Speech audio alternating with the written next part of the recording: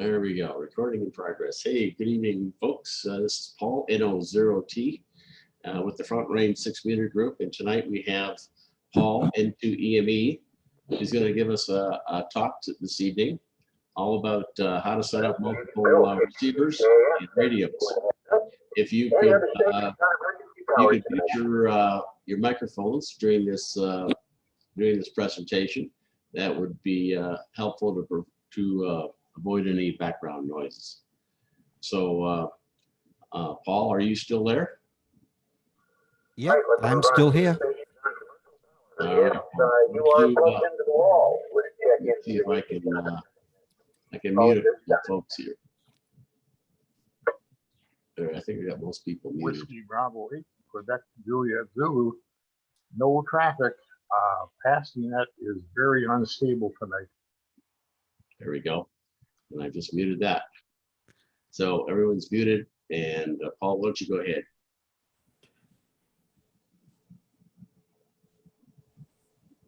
Okay, and you should all be able to see my shared screen. So I'm just going to ask Paul, can you see everything, Paul? Perfect. Okay, well, let's start off with, for those of you who've gone through the other two, the one from myself and the one from Hassan, one of the main questions was about bandpass filters for 6 meters, because most of the SDRs don't have bandpass filters. They only have they're wide open.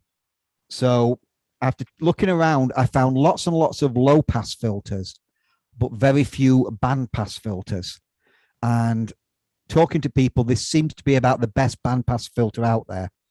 As you remember, the other talks I did were using this box that I sell to do all your switching for you, and how you could make it work better for 6 meters, because that's what most of us are interested in.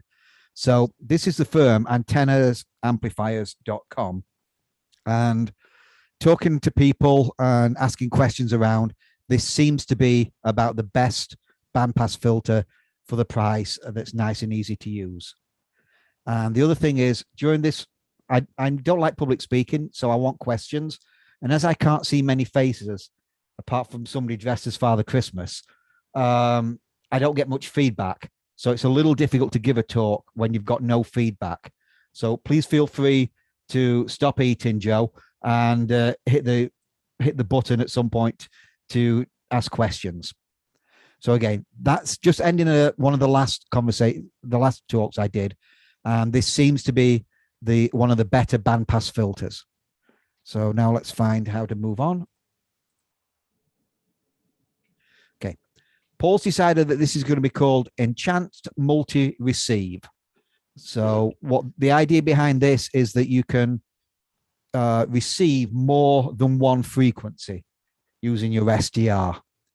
Now, as many of you know, a few of us, K1OR, W3CP, etc., myself, went up to do 6 meters from FN57 and FN66, which were the rarest and the 4th rarest grid on 6 meters in the USA.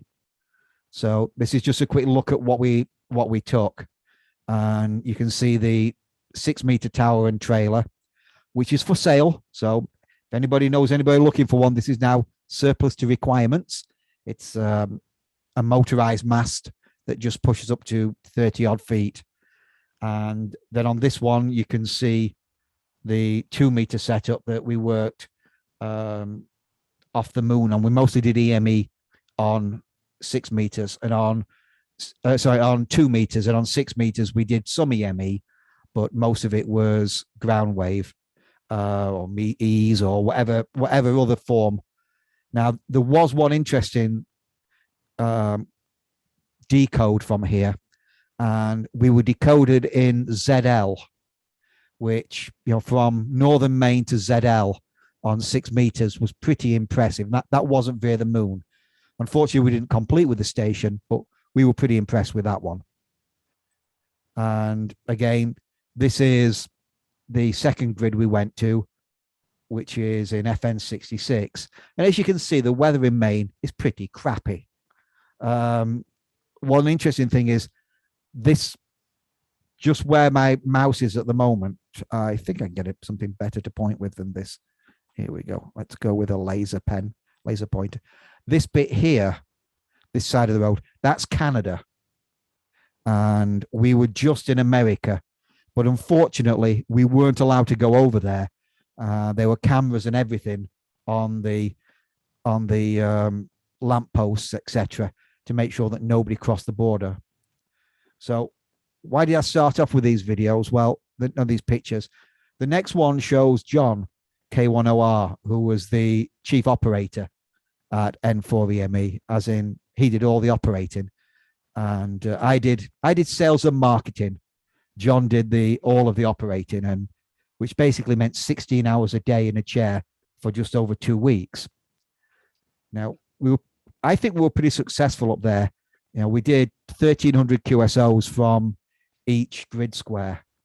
But a couple of things that we did, which is why Paul asked me to talk about what we did up there, that made things a little bit better, I think, for a little more successful for what we went there for. And what we went there for was to give the rare grid to people who were doing FFMA, collecting the 488 grids, of which I think, if all goes to plan, Rafi should be the first non-American station to actually get the award. He's getting very, very close. So here's what we did. Just down in this corner here, you can see an orange pen and a piece of paper. This is the 1% list. Basically, Francis does a really nice Excel sheet that shows who needs what grid in America. And we took the call signs of everybody who needed that grid. In this case, it's actually FN57, not FN66, but FN57.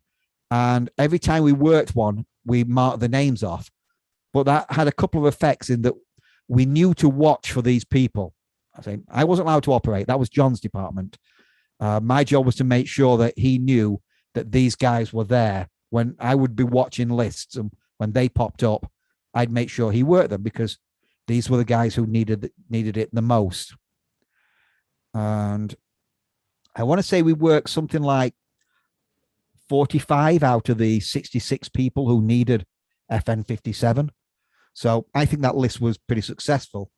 Now, the next thing you can't actually see on this picture, but I just wanted to show you what our operating desk looked like for 6 meters up in when we do N2EME. So the next one, we ran multiple slicers, and up at N2EME, we're using John's flex, because whenever John does something, he does it right.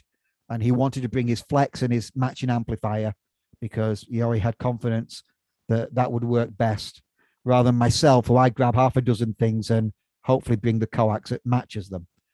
So we're receiving 3 slices here, all at once: 303, 313, 260.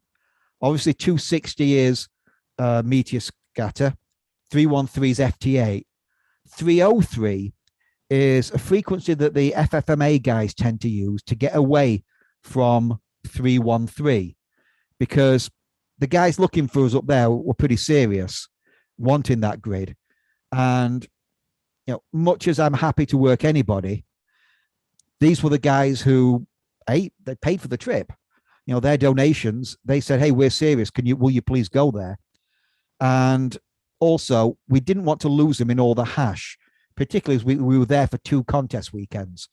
So a lot of the FFMA guys run 303 as a alternate frequency. So if we go to the next picture, this is a little fuzzy because I pulled it out of a different picture. This one is a FM66, and John's running 2 slices here. This slice here, he's running on 313. This slice here, he's running on 303 at exactly the same time. And this is what we're going to be discussing later, how you can do this without a flex.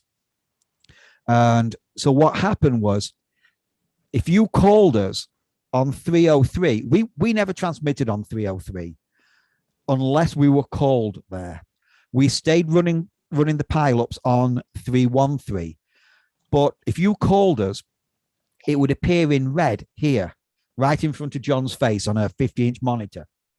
And all he would do is quickly, as quick as he could get away from here, he would come over here, he would work you on 303, then go back to 313 to keep working the pilot.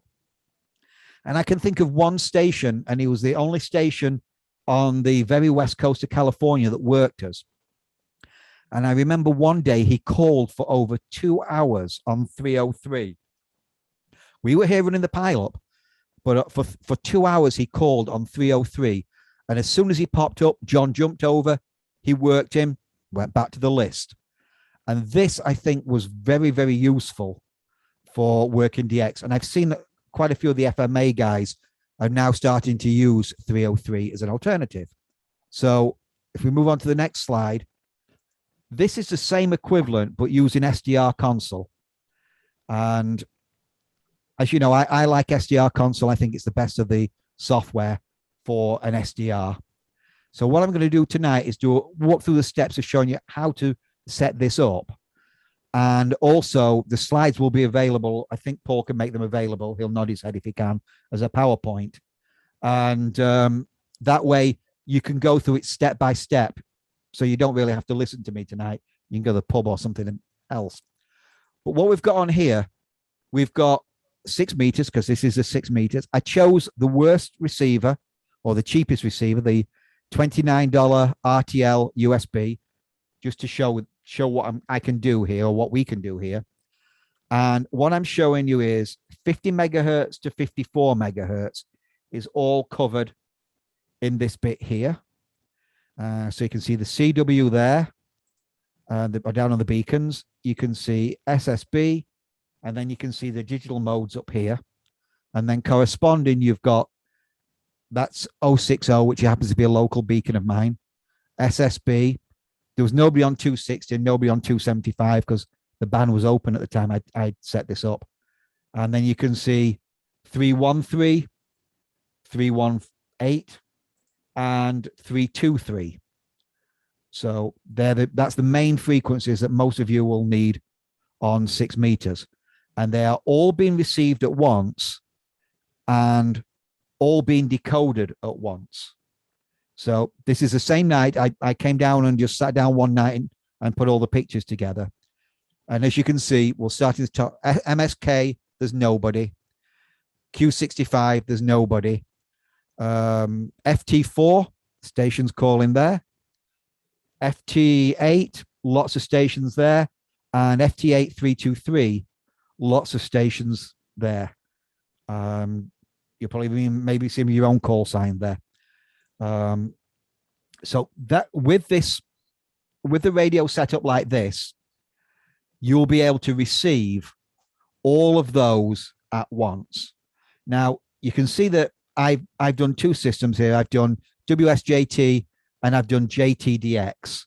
And what I'm going to do, I'm going to put it over to Paul for a moment to discuss JTDX and what JTDX is. So over to you, Paul. Okay, very good, Paul. And so we've got, I'm not sure which slides you've got here. I give you 4 of them, but I've got all 4 and they're in the order that you gave me them. So just tell me to move on. Oh, okay. There's 1, 2, 3, 4. Okay, well, what I've got here is a comparison of, on the left side, WSJT and JTDX. I just did this one evening, and just to see, what I was hearing. And you can see the number of stations I get decoded here in this sequence. The sequences are divided by the dotted line. And then over on the right side, you can see under the same thing, the same sequence, I've got more stations. I think if you just jump to the last slide, I don't want to bore people, but go to the 4th one there. And I think next, is that the 4th one? Let's see. Yeah, this is the one. Okay, so this is the timeline. 01 55 30, and 01 55 30 is this column here. So you can see the difference between what WSJT decoded and what JTDX decoded. And there's a lot more stations. Now, the difference between them is also noticed in the signal reports that you get. So let's say I get a +20 report coming in on WSJT. Well, on JTDX, that +20 may show up as let's say maybe a +10 or a +5. But if you take stations that are weaker, like a -24 on WSJT will show up as a -12 on JTDX, and a -26 on JTDX does not even show on WSJT. So that's the difference in the sensitivity between those two pieces of software. So that's the point. Any questions on that while we got it up there? You guys have to unmute yourself if you know how to do that. Paul? Yes, sir. You were running both of those just simultaneously on the same computer? Yeah, on the same computer and the same audio circuit. Paul? Yeah, yes, John. I noticed with JTDX, I left it running one evening. And before that, I actually noticed the same, roughly the same thing that you were seeing there, that JTDX decoded several more than WSJT-X. But I left JTDX running for several hours, and I came back to the screen, and I'd heard that JTDX would give you false decodes, but I'd seen a complete QSO take place without me being there.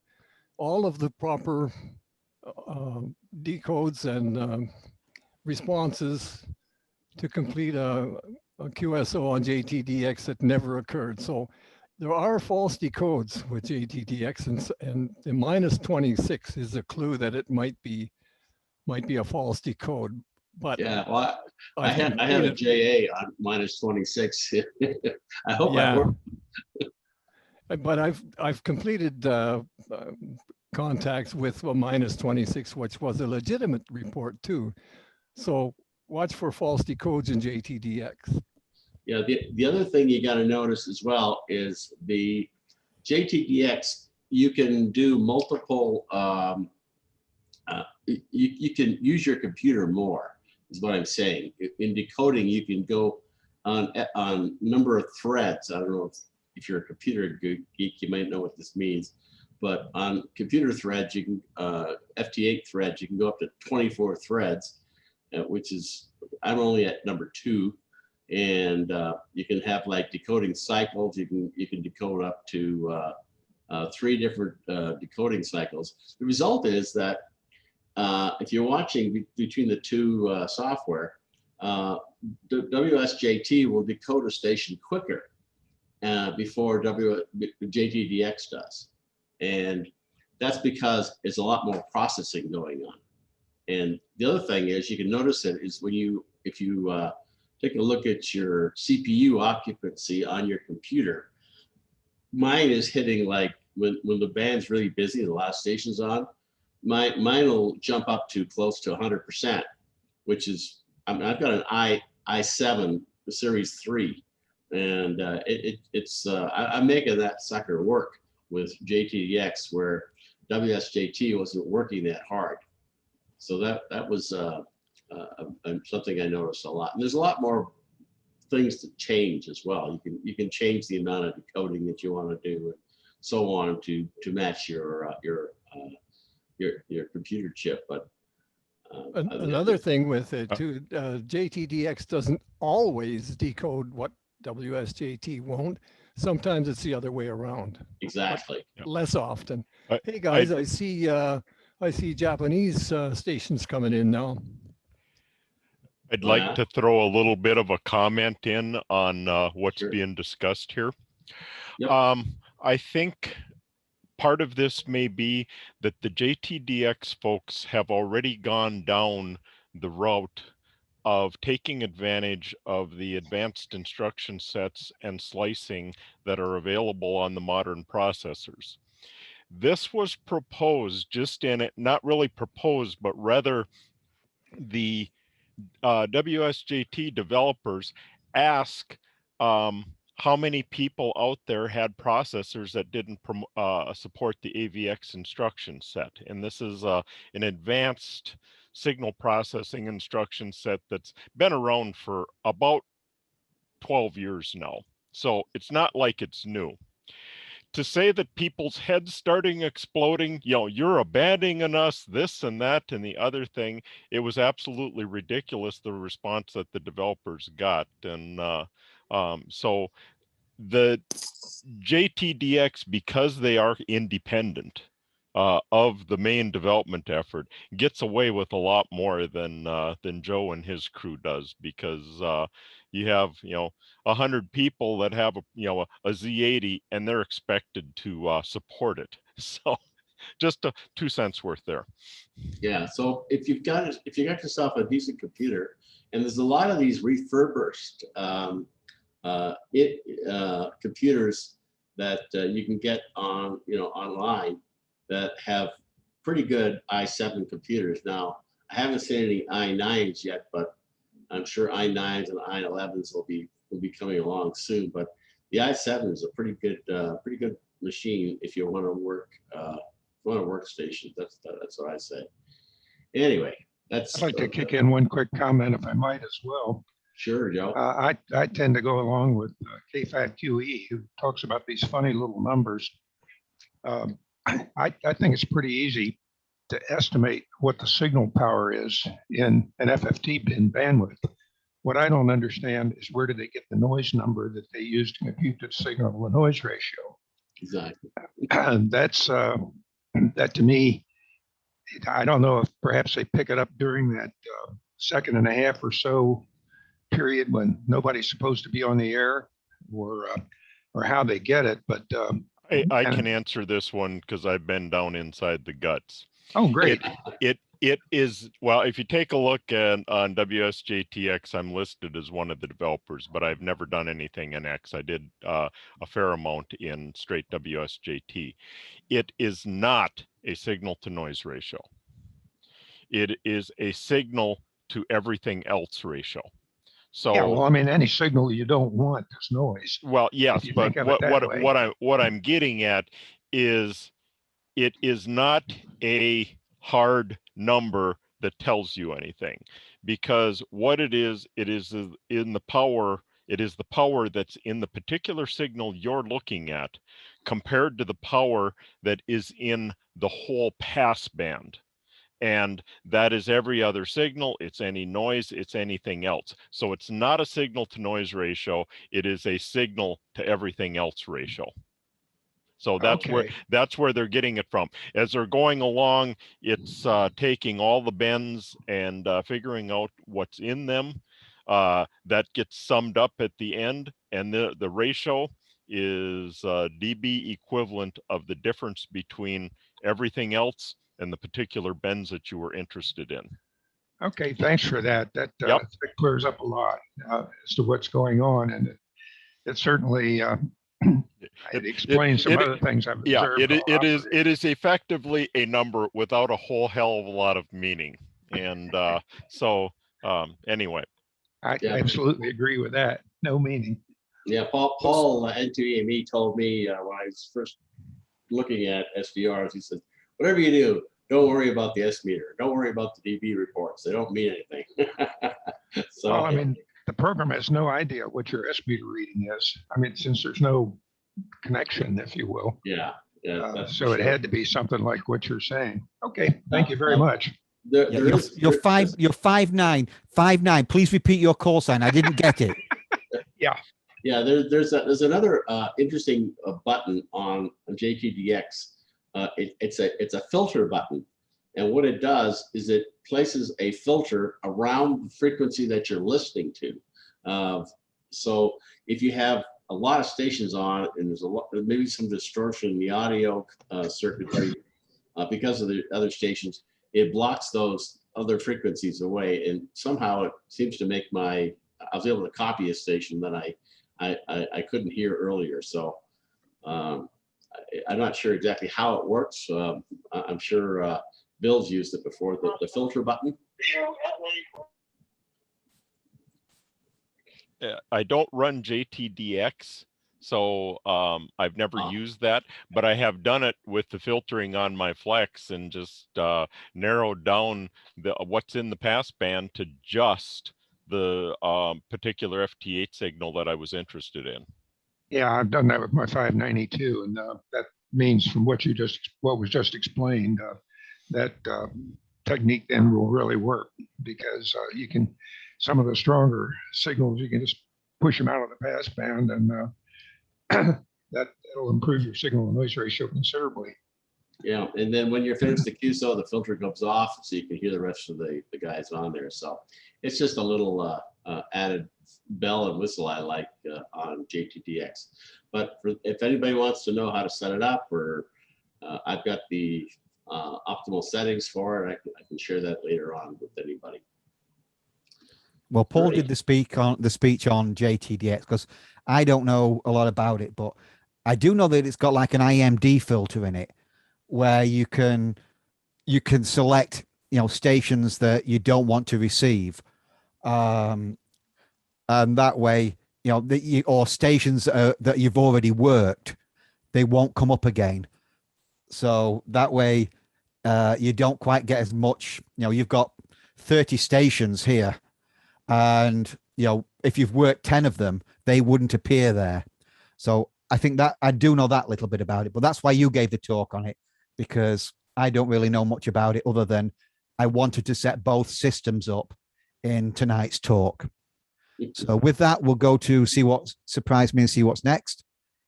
Okay. This is the 6-meter SDR settings, and you'll see I've set 7 receivers up here.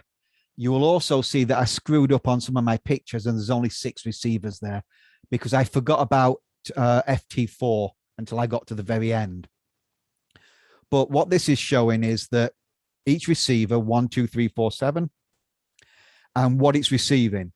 So receiver 1 is receiving the beacon on CW, and I'm sending it to the speaker. Receiver 2 is on 125 SSB, and I'm sending it to the speaker. So you can listen, these will come over, you can listen to them. Receiver 3 is MSK. I'm using VAC number 1, sending that to WSJT MSK. Receiver number 4 is on 275 Q65, VAC 2, WSJT Q65, and then we do the same thing but to JTDX. And if you notice, I've kept these in order, 1, 2, 3, 4, 5. That's because I'm a bear of little brain and I'm easily confused. So if I keep these in order, I know what's happening and what I'm doing on my next screen. This is VAC virtual audio cables, pretty much standard for anybody using SDR. I don't know that these settings are correct. They've worked for me. If anybody knows better settings, whether this should be 4800, please, you know, step in and say, I set up 10 cables. I'm not going to use all 10 cables, but you have to be set up in admin. You can't be in normal operation. You've got to be set up as the admin. So whilst initially set up as the admin, I apply 10 sets of cables, and there's more there than I will ever use. If you try to apply cables whilst you're not in admin, add cables where you're not in admin, it will not allow you to. So add 10 cables and then forget about it. When you open SDR Console, this is pretty much what it looks like. As Paul pointed out earlier, it has this awful color scheme here that is hard to see. You can change that over up in view, but you've got one receiver. Your screen looks pretty boring. And so then we need to start adding a few things to SDR Console. This is showing you what the one receiver looks like, and it's set up on 060. And this bit that I want to show you, this is the speaker. E50 is my 50-inch monitor, so it's coming out of my TV screen, which I use for the monitors on my computers. There's the volume control, and we're not really receiving a lot there, but we're CW 800 wide. So that's receiver number 1, what things start to look like. So in this picture receipt, we've done a couple of things. We've changed so that we've got a nice color scheme that's usable. We've crammed it down a lot, so a very little change in signal gives you a nice color change. I've put it on to 313. So there's our signal, our single receiver on 313, which is all of these signals here. And if we come over here, this shows us a better slice of them, of what's happening on 313. So all I've done there is just add the colors. And the next bit you want to go to is the receive pane. And as you can see where this is, it's on the top left-hand corner of SDR Console. These slides will be available via Paul, so you don't really have to listen to me. And you can see you can start to add receivers. So we've added 2 receivers here. And we've then made that 6 receivers. It should be 7, yes, because I forgot the one that goes here. But we've made that 6 receivers. And these are all open at once. As long as you're in the bandwidth of your receiver, these are all available at once. And if we come back to this picture, you can see 1, 2, 3, 4, 5, 6, all receiving in 50.00 to 50.4, which is what this screen here is showing you. 50.0, 50.4. There's nothing I can think of above there that I was interested in for this talk. And again, we've got SSB stations here. We've got some CW down here, and we've got everybody else in the Digi world here. So this is what it looks like once you start to put these receivers here. If you just hover over that little blue bar, you have a choice of floating or docking your receiver pane. What I do is I dock the receiver pane, and which puts it in this position here. And again, this is your whole section. These are your receivers, and whichever one of these you've selected is going to be shown in this section here. Please ask questions because I can't see anybody, so I don't know who's awake or what's happening. So if we go to the next one, this is showing you how you set each of them up individually. So 060 being CW is onto the speaker, and 800 hertz CW is there. Number 2 SSB again on the speaker. And then we go through the different settings for audio cable 1, audio cable 2, audio cable 3. And when you first go to it, it shows you default. I left that one there to show you what it looks like before you actually choose which of these that you want. And if you believe that, you'll know why I did the sales and marketing and why John did the operating. So again, we're back to here. I've pulled this down tighter because it's not really relevant. This is a nice waterfall you want to be looking at. And that is what your final receive side to start with of your SDR console will look like. Again, these are going to be available by Paul, so you can look at them afterwards. And another way you can look at it is something called the matrix, which if we go back, if you click up receive here, one of the options it gives you is matrix. And that's just another way of looking at all of your receivers. You can look up to 24 of them in 6 pages of 6. Exactly the same thing as here, just in a different format. So as I said, you're going to be listening to all 7 receivers at once in this picture 6. So what you do, you unmute all of them. You get this little green speaker sign rather than the red, which would be muted.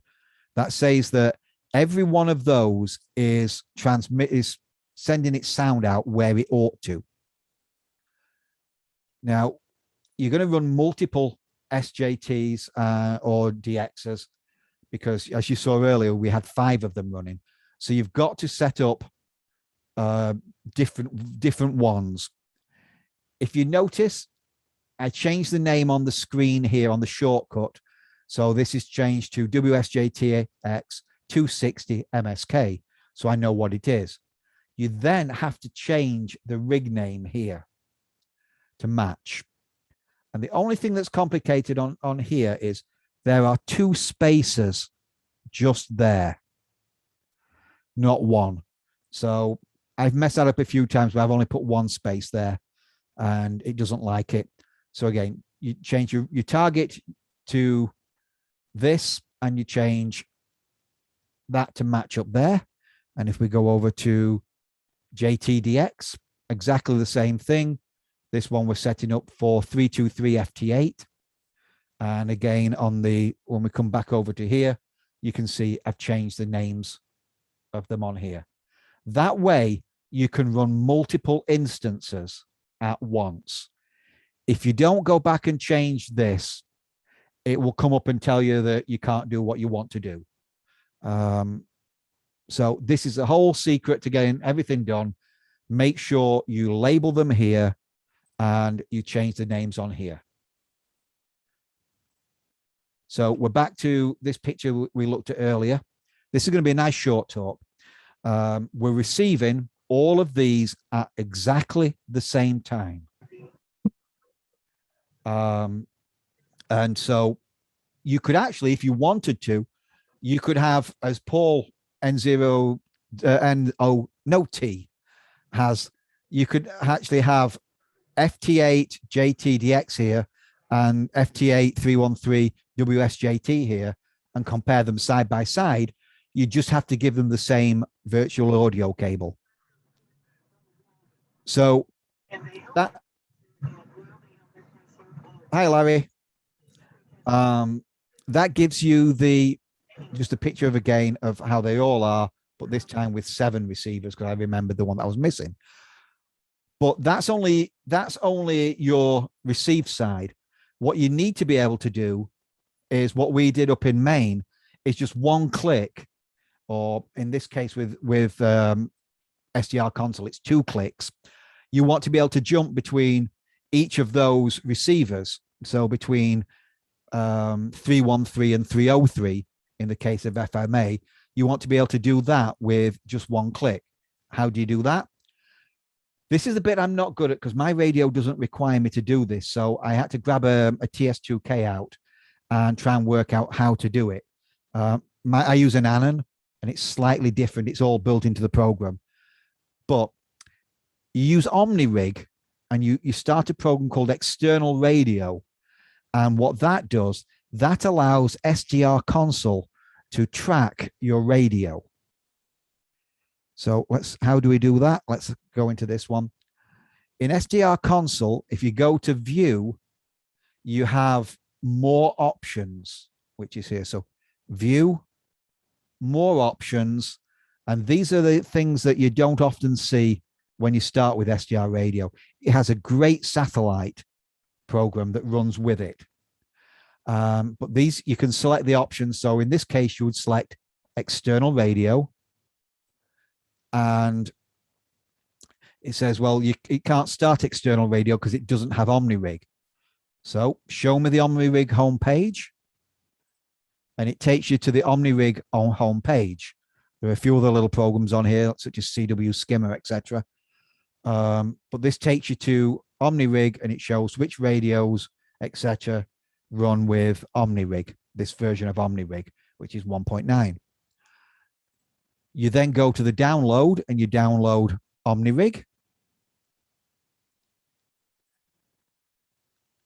When you come back, you end up with this screen here, which is saying, well, external radio's there, but nothing's happening yet. So you have to restart your program. So you restart SDR Console. You come back to this screen again. And what you're going to do now is use this button here, which is a question mark button, to set up your settings for Omni Rig. So I've clicked on this button. I've clicked, and Omni Rig's now running, but it's not seeing any radio. Whilst I'm on this screen, you do not choose radio tracking SDR you choose this one here, and this one will make your radio track SDR rather than SDR track your radio. For this particular case, this is what you need to do. If you're only running one, you can do either. If you're only running one receiver, you can do either. And if you turn the dial on your radio, it will change SDR console's frequency. If you don't check that, what happens is very quickly you end up with all 7 receivers on one frequency because they've all changed following the radio and not just following SDR. Now, I grabbed a TS2K, and these are the settings that KB7IJ sent me for the TS2K. Your own radio, you guys will have to work that bit out. I'm not a computer guy, as you know by now, and I don't use this particular program that often. So if you notice something I've done here, I set the PTT to Vox. Now, WSJT tells you not to do that. I don't have a microphone plugged into any radio I have, so it's not really that relevant to me. What I didn't want to happen was the cat controls to change the frequency. Again, I don't use this side of the program at all. You guys will know this better than me once you get playing with it and what works for your own radio. But for the sake of tonight's conversation, I just put the Vox there, and it will do exactly what you need it to do. But the purists out there are going to be having a heart attack because, you know, they tell you don't do that. So now you can see that the SDR, the radio, the TS2000 is now tracking the SDR console. They're on the same frequency, the same mode, etc. This is the one button that you need to look for. It's select. It's not there all the time. These 3 buttons only appear when you hover over them. What this does is it takes whichever one of these receivers you're on, and if you click select, and I think if you click select, it then brings that into this screen here, so that is the frequency that you are transmitting and receiving on. When you click select, it will move your TS2K and SDR console to this screen. So now you are transmitting on 260. If all of a sudden you see somebody on 313, then you would click the select above 313 and it would move those there. The slide I seem to have forgotten about here is when you set up WSJT or JT65, you set your transmits up all to be identical. So if you're using audio line 10 as your transmit, that is the same on every one of the instances of digital that you're using. That way, when you click select and it moves the desired frequency over to here, it has taken that, your radio is already transmitted on that frequency.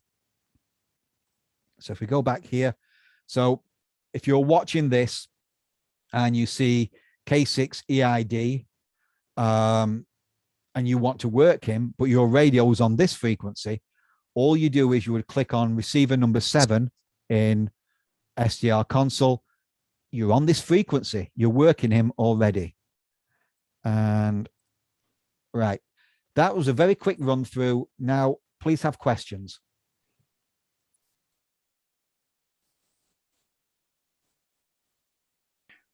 Paul, this is Rick. Do you have the screen that shows the receivers at the top and then the full spectrum of what the the chip has got there, like that one? There. That one? Right. And so point out where it shows the place on the spectrum where each receiver down in the middle there on the line, on the same line. Same Number 2. line. Yeah. Number 2. Number 5. If you look here, they've got numbers 3, They're 4. also color coded.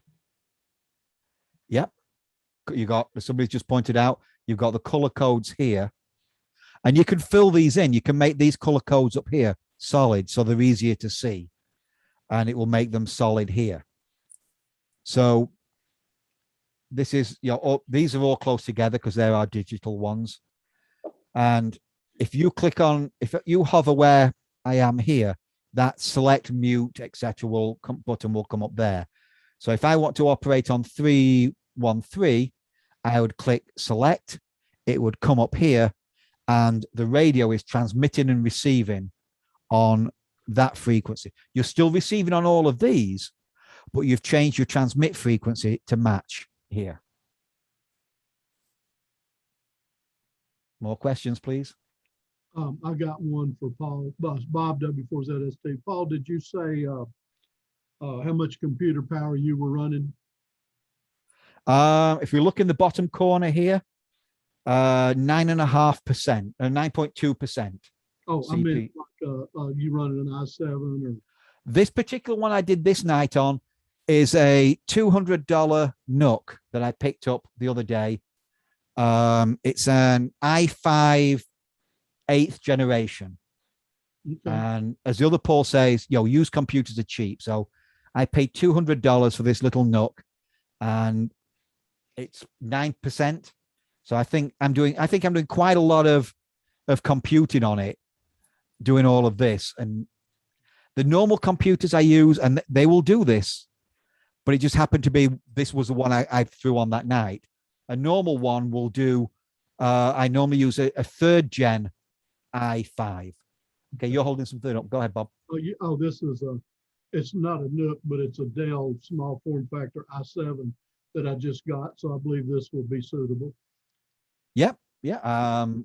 Again, I paid $200 for these. They're nothing special. I'm cheap, and I know nothing about computers.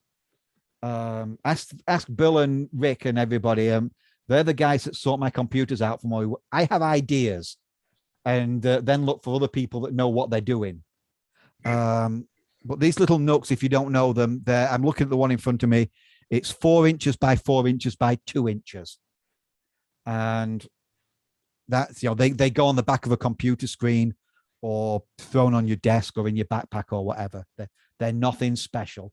And, your little Dell there is probably far more computer than this old i5 that I picked up the other day. Next, please. Oh, Connie, November Golf 4 Charlie. Hey, hopefully I'll be giving you a call within the next few days. I've just got a brand new powerful computer, and we're still trying to get all of the software set up. So I'll surely be trying to tap into your memory banks to get SDR console going. I got everything that I need, and we're still configuring at this point. Got an i9. Way more computer than I'll ever have in my life. Yeah, Connie, no problem. If you load any desk on your computer, write this one down so you remember, any desk, load that up on your computer, give me a telephone call, and I'll jump on your computer and set it up for you. It's way, way easier than me trying to explain it to you. Okay, yes, I have any desk on the computer already. So, yep, we're ahead of the game there. All right, thank you, Paul. And hey, thanks for the contacts. Not a problem. It was nice seeing a lot of the call signs we knew from N2EME.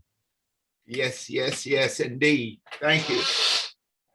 But as we did comment at the start, before people started joining tonight, if you never worked FN66 and FN67 and you're going for your FFMA award, forget it. Go take up ice fishing. Nobody's going to go back there after that. The next question, please.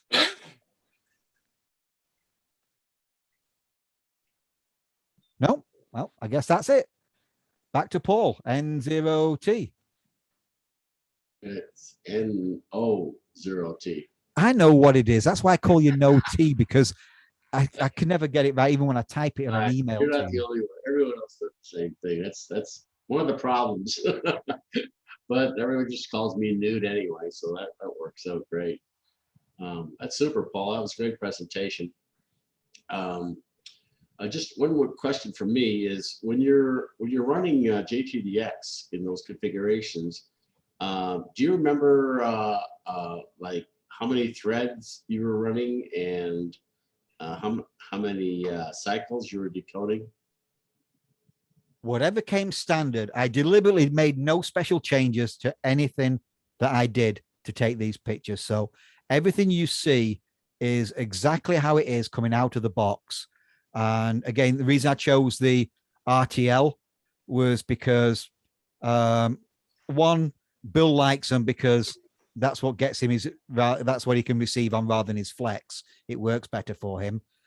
And two, it's the cheapest at $29. It is the cheapest RTL, so it lets everybody know what they can start with. But I made no special changes. Everything was out of the box. What we used to call, until he died, what we used to call was, can Chuck do it? And Chuck K3NXH, basically, if it didn't work out of the box, he threw it in the corner and opened the bottle of Jack Daniels. So I was referring to the JTDX software. Yeah, exactly. How it came out of the box. Whenever I downloaded it. So when you unpacked it and set it up, you didn't touch any of the settings. Not at all. Okay. Okay. Well, there's a lot of settings in there which you can increase your power if you want to really crunch up the signals and find the ones that are in the dirt. That's one way to do it. But you may need a little bit more than an i3. Let's put it that way. Yep. Now I wanted to make this as simple as possible and show people that they can receive on multiple instances and transmit very easy by 2 clicks of a button. Perfect. So everything is how it came from the factory. Great, great. Okay, well that's wonderful. I'm going to be putting this video on YouTube. It'll probably get there by tomorrow. So if you want to review it as he went through it, you can do it that way. And Paul's going to send me the slides anyway. I can put that into the file section on the front range 6 meter group IO, and you can get that downloaded. I'm going to probably put it on there in a PDF format so that you can sort of cuts down on the size. And that's about it. The only other thing I was going to mention before we started this, I was talking about doing something maybe at Dayton, if there's someone interested in organizing a front range 6 meter group meeting or dinner or talk or something like that. We can do something like that at Dayton next year. But we'll just have to wait and see how things go. I still don't have a reservation yet. I'll see you guys later unless there's any other questions. Anybody else have any comments? I got a quick question. Receivers, transceivers, is there any transceiver better or worse than others? What are people's experiences? Well, with transceivers, there's such a wide variety out there. I personally use a ICOM 756 Pro 3 to transmit on 6, and I use an AirSpy R2 to listen with SDR Console. So that's my setup. But I understand guys have flex 6600s, which are pretty good, and I don't know if anybody else has any recommendation. Yeah, I saw that. Yeah, but there are a lot of other good radios out there, and you pretty much have to try what you can get. Sorry, Lloyd, were you meaning SDR radios or were you meaning in general? Just in general, radios that seem to work well on 6 meters. I've had several recommendations for the ICOM 7300. I think a lot of the rovers are using those and say they're just excellent. I'm wondering what other people have found to be good. Okay, I see several thumbs up on the 7300. Well, one nice thing with the 7300, I've got the 9700. You can actually add an SDR receiver to it. so that you can run SDR Console with it. The big thing is that it's not on your receiver. The reason, and I'm just talking receivers at the second, the reason that we can do so much with SDR is, keep in mind that I've just shown you a $30, $29 receiver. And there's one station who's on here tonight, who I won't mention his name, but he's in North Dakota, who he was waiting for one more grid for his FMA. And he eventually called me and said, tell me about SDR Console. So we set SDR Console up, and, you know, being a Northern farm boy, he's cheap. So he bought the $25 dongle as it was in those days. And he set that up receiving side by side with his $8,000 Flex. And he did not decode. He sat there for 2 or 3 days waiting to work Pete, who was out in this very rare grid.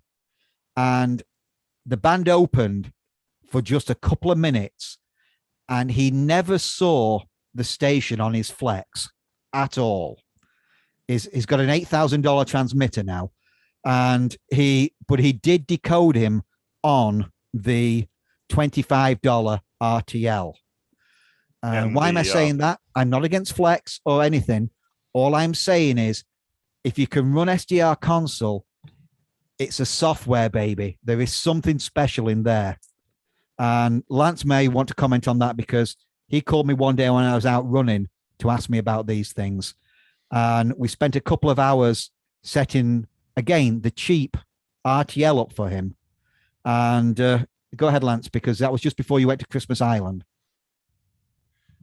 Well, I have to say, I've been using SDR Console now for the last few years, both at home and on the expeditions, and I kept comparing it against my K3, and I didn't have any birdies like I have on the K3, and I thought it was a little bit more sensitive, so that's what I use on my DXpeditions now. Even on the portable grid at DXpeditions, I use a preamp ahead of, now I use an AirSpy R2, a preamp ahead of that, and SDR Console. And like Bill, I have an expensive transmitter now. I use my K3 as my transmitter, and I just use this other stuff as the receiver. And after your talk tonight, Paul, I think, you about got me convinced that I have to set up, when I go to French Polynesia in October, I have to set up a separate instance or two of WSJT-X so I can watch 313 and 323 while I'm running EME on a different frequency. So thank you very much. It's dinner time. So anyway, thank you very much for the talk, and it's been enough to convince me to buckle down here and download OmniRig and give it a try. No problem, Lance. Well, so we go back to where Lloyd started this conversation off. It doesn't really matter what you're using for a transmitter, Lloyd. They're all about the same. I've got a TS2K on here on my desk that I've never used on the air. I just use it purely for testing things, because it's a great radio. It talks to the software. A lot of this software is Kenwood software, and it talks to it very, very well. But I don't care that it's not the best receiver, because Lance and a lot of the guys, Bill now, they all run the AirSpy R2. And I don't know, were you at the beginning? Were you here at the very beginning, Lloyd, when I showed you the filter system for? I did see the filter. Yes. Okay. So if you put something like that filter and a preamp in front of an R2, you will have in my opinion, and again, talk to Lance. Lance does EME on 6 meters, which is the hardest band to do EME on by far. And if you can do EME on a $25 RTL like you did in Christmas Island, that says something about SDR console. So it's not so much what your transceiver is. Start thinking separate transmitters and receivers. And SDR console, K1OR, who loves Flex, and again, it was great having the Flex to use in N4EME. And we've commented on this of which is best. And his view is the same as mine, I think. There's something in SDR console that the hardware in Flex should be far better, but there's something in SDR console that does the magic. Okay, well, you're kind of validating my findings. I also operate 2200 meters. That's 136 kilohertz and 472. But I hate leaving my $4,000 Flex hooked up to an antenna all night. So I bought a little SDR Play DX. And the reason I got the DX is it's got low band filtering in it, so you can operate it below the broadcast band and actually hear things. And it worked quite well. It works quite well. So I tried putting it on 6 meters and it blows all the other receivers away. This one works way better. It's $199. And I was thinking, gee, I must have something really wrong here, because this, little cheapy toy works great. And so I'm glad to hear you guys tell me what I discovered on my own here, because I thought I was going crazy, but apparently the little SDRs are just fabulous. So thank you very much for that information. So Lloyd. So have any of you all tried this in a metro area? Do these SDRs work? Well, I'm in a metro area, and I've got neighbors 50 feet either side of me, and noise all over the place. So I wish I was out in a quiet area, but I'm not. Bill, you seem to have a comment you wanted to make. I was going to comment about leaving a $4,000 radio hooked up all the time. I have a 6700, so I have an $8,000 radio. I leave it all hooked up all the time, hoping it gets the hell blown out of it.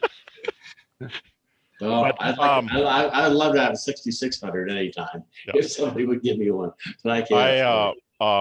I kind of started this whole thing last year after I finished FFMA, and gave a talk, this path down SDR for the group. I gave a talk entitled How Sulfur Dioxide Nearly Ruined My Quest for FFMA and Dog Food and a Nice Pair of Tits Saved It. And that was about a year ago, and Paul has lined up the all-star cast. I'm just kind of the guy that stumbles around with this stuff. So between Paul and Hassan, there's a lot of good information on how to set this stuff up and use it. If we go back to Mike's question, Mike, remember, you've got to put a filter in front of it. Imagine, your normal radio for HF. I mean, well, let's say, I don't know what you use, but let's call it a 9100. It's a K3. Okay. Imagine taking all the filters out of your K3 and seeing how it handles everybody around you. You have to put a filter in front for the frequency that you want, which is why I started this one off with a 6 meter cup, showing that bandpass filter. I think that Lance and Bill tend to only use their ARR LNAs as their filter. I'll comment on this a little bit. Part of the problem, once you get down to the $25 dongle range, that is the cheapest piece of shit hardware that you can possibly put into place. It has 8 bits A to D converter in it, so the dynamic range is absolutely horrible. Part of the reason, and I talk about this in my talk, I kind of accidentally stumbled across this. Part of the reason the R2 is a better solution, and especially as you get into a high RF environment area, is the dynamic range expands hugely. It's a 12-bit A to D converter. The thing can operate a 30 megahertz bandwidth, but if you compress it down, it oversamples and gets an equivalent 16 bits. I have yet to see the R2 overloaded, and I do not run a filter in front of it. But of course, I'm not in a metro area, but I am located in the center of the country. And when double hop gets going, I'll have, 40 dB plus signals all across the band. It didn't phase the R2. In the case of the RTL, it was a total basket case. I mean, it had images and crap all over the place. However, while it was doing that, it was sitting there, and the copy of WSJT-X I had hooked up to it was still decoding almost as much and sometimes more than the Flex, which supposedly has really good filtering on it, was doing. It just, I mean, it isn't going to do that in every situation, and you get into a city environment where you've got 100,000 watt transmitters you're right on top of, then you better well have a filter. Out here, I mean, where it shouldn't, I've seen it shouldn't work at all, it just keeps working. It's just bizarre. Yeah, I use the R2 as well, but I have the gas fit preamp in front of it. Yep. And that helps a lot. And of course, if you're I use a small DEM down east microwave bandpass filter after my preamp, and I know it should be before my preamp, but for EME, I just don't want to have any loss at all that I can, if I can avoid it. So I have it in front of the ARR preamp. I have it behind that so that at least I'm getting 50 megahertz. And I don't know when I go someplace. I think the places I'm going, I'm not likely to have any interference from stuff at all. But you never know. I mean, there could be some local police radio or something on 50 megahertz or 49 megahertz or something, and I just want to make sure that that's filtered out. So that's why I have the bandpass filter. Well, those switches that you guys know that I sell, those little SDR boxes, one nice thing about those is you can just put a filter and an ARR, cheap ARR preamp on the RX side, and you're going to be nowhere near the TX side. You don't have to worry about these, a big switching section, big high power, because the switch is handling 100 watts transmit and receive. I know Rafi uses one and a few of you guys use them. But everything that you put on is on the receive only side. So you don't have to worry about it being able to switch, being able to handle 1,000 watts, because it's not on that side. But certainly, Mike, where you live, definitely go and buy one of those €89 filters and stick it on in front of an R2. And for you, Lloyd, whatever you're running on 6 meters at the moment, it's a perfect transmitter. Just if you're looking at it seriously for 6 meters, I would say the R2 is the way to go. I don't have one. I've only watched other guys do one, and you may have caught the video by Hassan. If not, Paul will show the link to it. Yeah, and he takes the R2. That is a key point on the R2. It is essentially infinitely adjustable inside.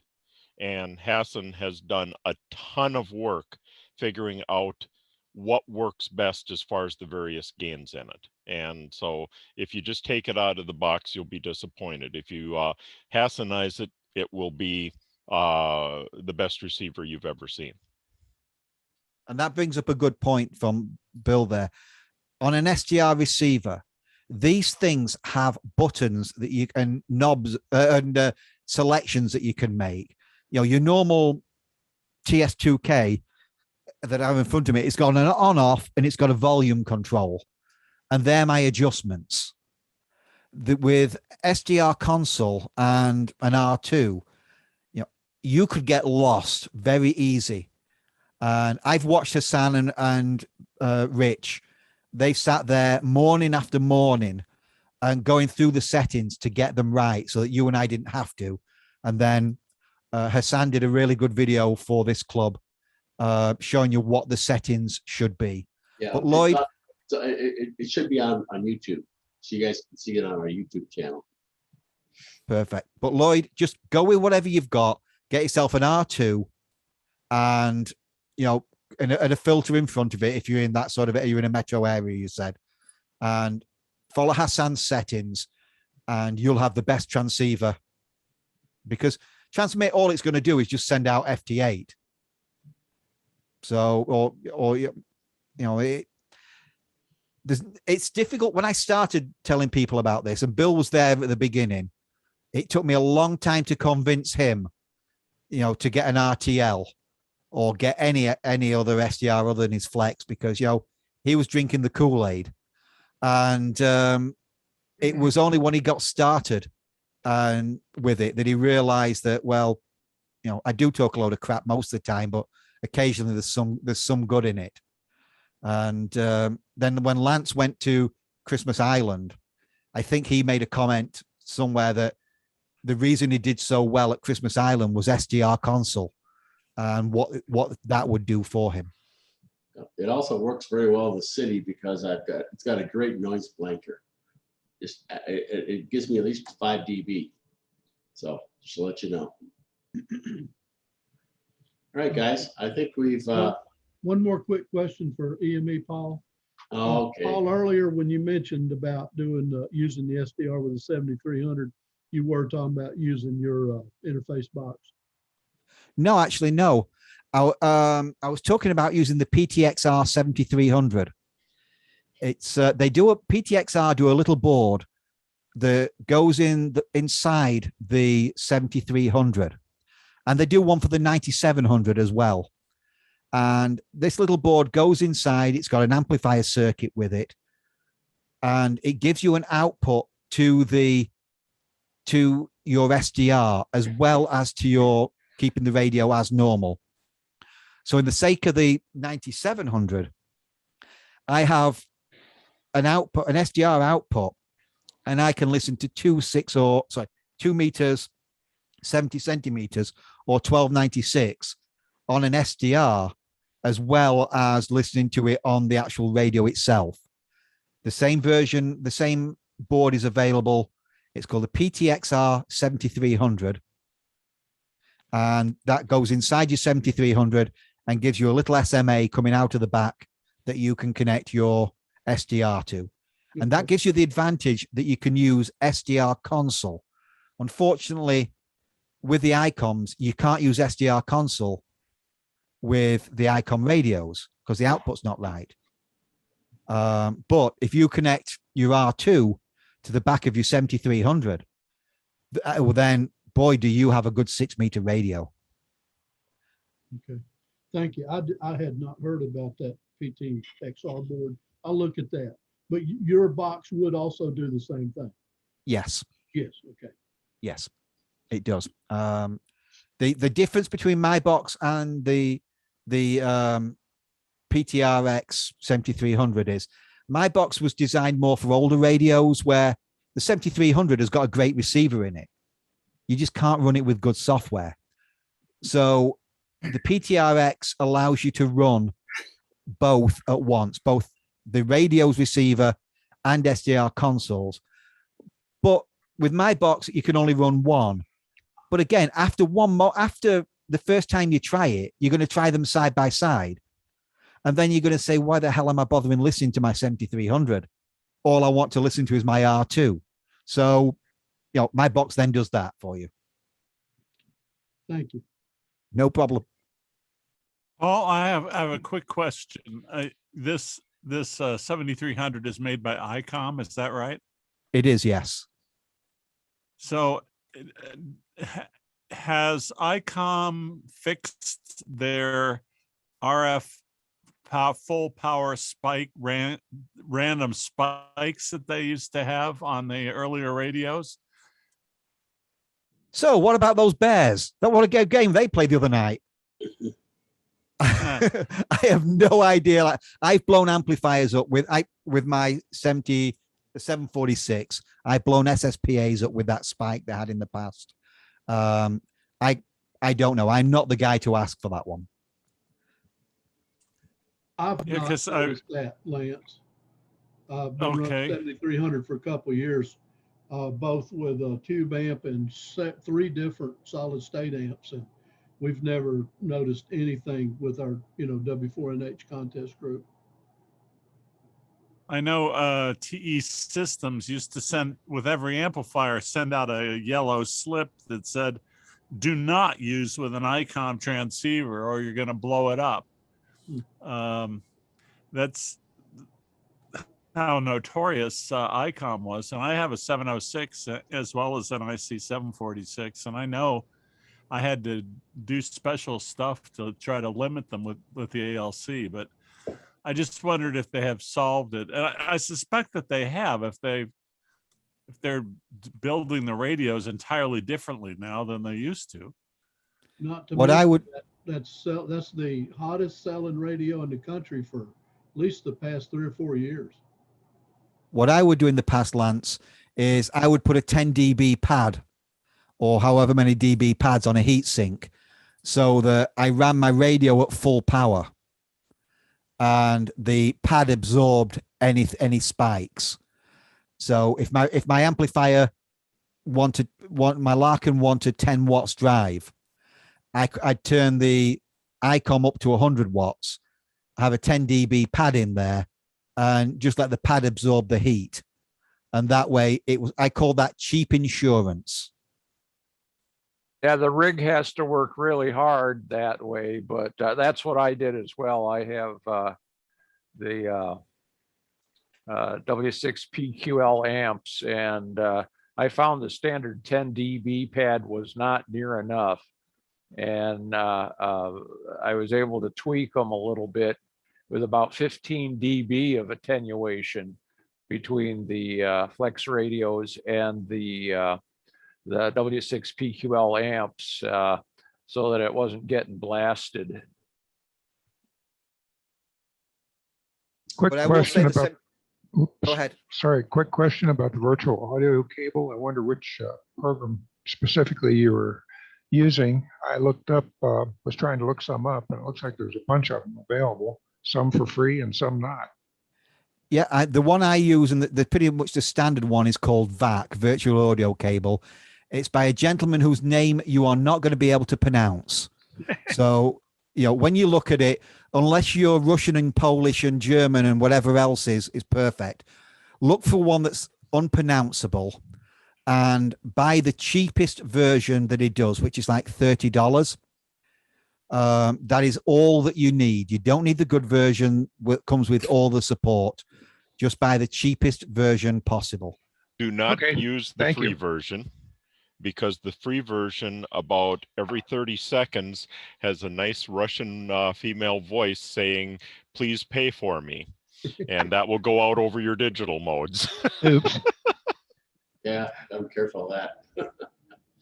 All right. Well, I think we had a great talk. It had a great question and answer period. We should do these question and answer periods more often.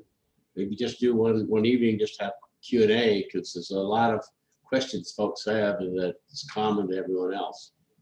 But I think that's a pretty good show there tonight, Paul. Thanks again for all your effort in putting this together, and we'll be putting it on to video tomorrow, so you guys can see it again if you like. No problem. And I think by now you've exhausted everything I know about SDRs. I doubt So- that very much. Yeah. All right, guys. Have a great evening, and thanks again for joining the Front Range 6 Meter Group. 7-3s, guys. Yeah. Good night. Hi. Night all, 7-3. That's Vidania.